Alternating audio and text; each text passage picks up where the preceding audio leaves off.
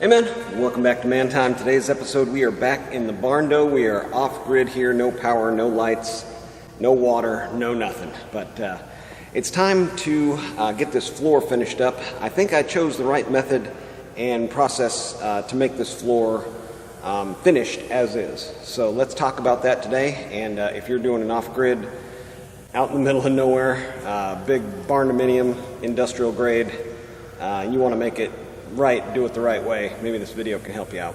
Welcome to Man Time.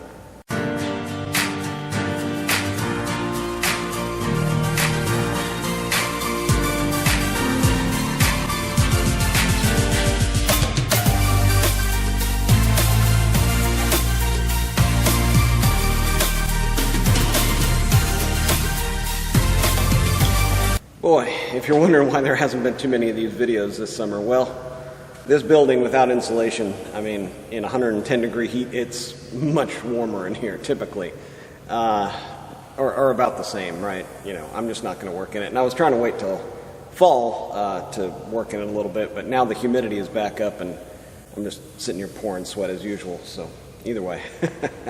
But I've been going at this for like a week, every day after work and on the weekends to get this floor fixed up where I can put the second coat of the CS 303-30 sealant and protectant on it. But I think I made the right choice in putting down a single layer initially before the construction, and then I was initially thinking I was going to run a power buffer, but I ended up getting like a scrubber and used myself as the power. But it was like an 8-step process to do it the right way. So there's 4 tools you're going to need.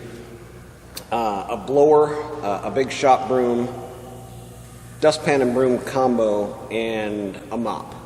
And the process I went through to get all of the like construction garbage and stuff off of the floor of it here. First I went through with the blower, right? And I just blew everything out and toward the bay doors and then out the bay doors. But it kicked up a lot of dust, right? Because you know, it's not a sealed building yet. I've got to go through and caulk like all the little gaps and even stuff kind of coming up from under the edge over the summer. So there was a bunch of dust. So then the dust settled, and then I did that again. And then I went through with a push broom and got everything kind of like out off the edges. And then I went through with the blower again and like blew off, you know, the first 2 layers of purling, and then blew it all out again. And then, so that's like step number 4. I think I'm up to step 4. Step number 5 was then simple green mop, and then mopped it up. And then the 6th step is going to be a water mopping, because there's a little bit of a film that's left behind with probably any sort of cleaner that you use in your mop bucket, and then it gets dirty, of course. You know, you can't always run super clean water. I mean, you'd have to change your mop bucket out, and you'd be pouring away good cleaner, you know. So, but doing the water, mopping with the water, I was changing that out like constantly. Like I do like one little 30 by 25 section, or maybe, I don't know, maybe a little bit more, maybe a 50 by 30 section, mop it up with water, and then as soon as that water started getting, you know, kind of brown, I would dump it out and then replace with new water. So I was having to haul like 5-gallon buckets of water up here, so I could constantly be doing that and doing that after work and stuff. But now temperatures are getting a little bit cooler. It's not quite as bad, so I was able to work after work, putting in, you know, 12-hour days, leaving for work with the sun coming up and coming home after the sun's gone down. So.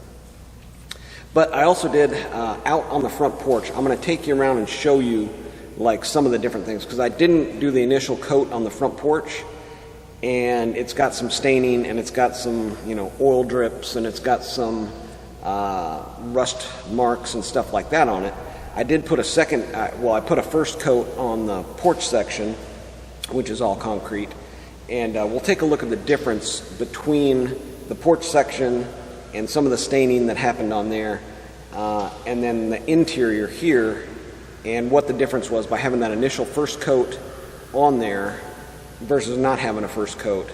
And then I'm going to have to do a second coat on here which is really going to leave it, you know, as a finished product, right? So I'm doing all this in the anticipation that we're going to have a Roomba robot cleaning our house for us while we're at work, right? That's the whole goal of this finished floor, just as concrete with some rugs and, you know, stuff to finish it out for the interior of the house or the living space, which is going to be all of this over here that you're looking at. So actually there was a step in there that I missed, which was after the initial the last step.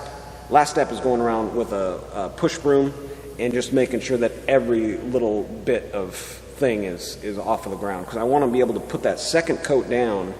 So that's going to be like step 9, putting the second coat down and having it where we can walk around barefoot, you know, and not have little pieces of metal and stuff from the construction obviously embedded into the coating. So anyways, let's jump out, look at the porch, look at all this in here, and subscribe if you like this type of stuff. Out here on the front porch, I guess we'll just stop right here real quick and look at what happened here. So yeah, you can see there was some bolts, I guess, left on the raw concrete, and we got some staining. This is all staining here, and you can just see there's little stains and imperfections kind of all over it, right? So, but this is now coated with the CS 303-30, and this stuff is amazing. I mean, this really came around after this coating. You know, it was that really white, dry-looking concrete. Well, we can get an example right here. So at these intersections, I didn't put that initial first coat on there, so you can see the initial coating comes up and there's a line there, the raw concrete, and then the initial coat fresh from what was raw concrete. But you can see like staining, stuff like that. Now all that stuff is embedded, you know, permanently, tire marks, stuff like that. Let's go inside here and check out what the initial coat is left like. Okay, so in here, and you saw what was going on out there. Now there is some amount of tire staining, like right there. This is like the biggest stain mark right there from a you know, tractor tire off-road deal. But this stuff here, this is all like where I scrubbed off as much as I could, but there isn't any like staining in the concrete. It's all on top of this first coat.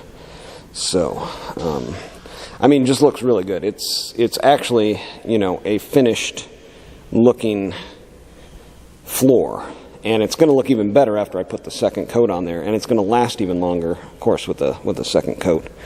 Again, just very, very minor staining, and I also went through with a little putty knife and, you know, scraped off anything that was kind of stuck on there. Now here you can kind of see there's some tire marks where it scuffed the coating. You can just see it off the reflection there maybe. But again, that is not in the concrete. What do we got here? Oh, I must have missed you. Oh, you're still alive. I'm this way out into the shop area, and the only place where there was some amount of weirdness with the coating is right here, and this is the lowest spot of the building. It looks like I put the coating on and there was moisture still in the concrete, and it kind of bled through, and it's a little bit rough.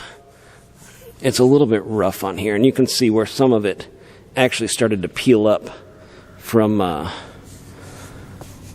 going through here with the 8-10 step process.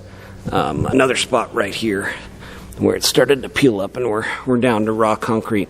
But you can see how thick, you know, this coating was.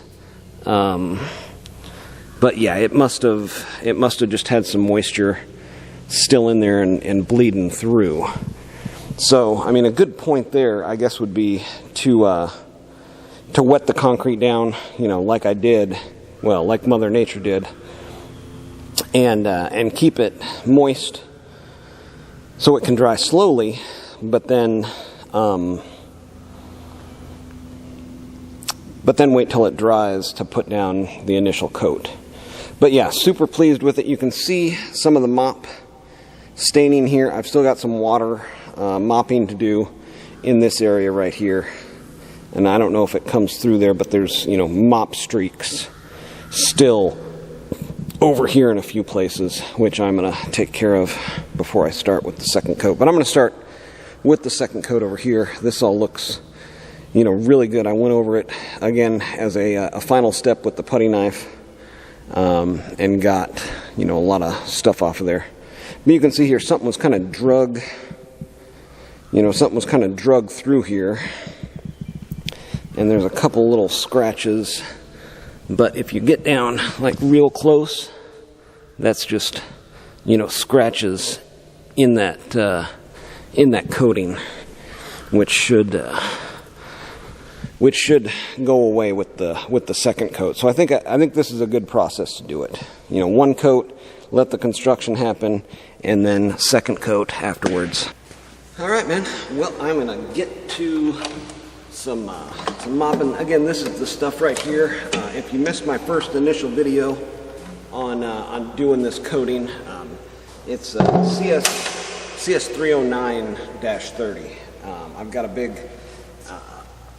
mop with just your paint roller on the end, but a nice long handle so you can get quite a bit of distance through there. And I'm going to do this, and then we'll come back once I've got the first coat on here, or the, you know, last coat, essentially. But take a look at it. I'll leave the camera here, and then I will do all this, and then we'll come back and take a look at it.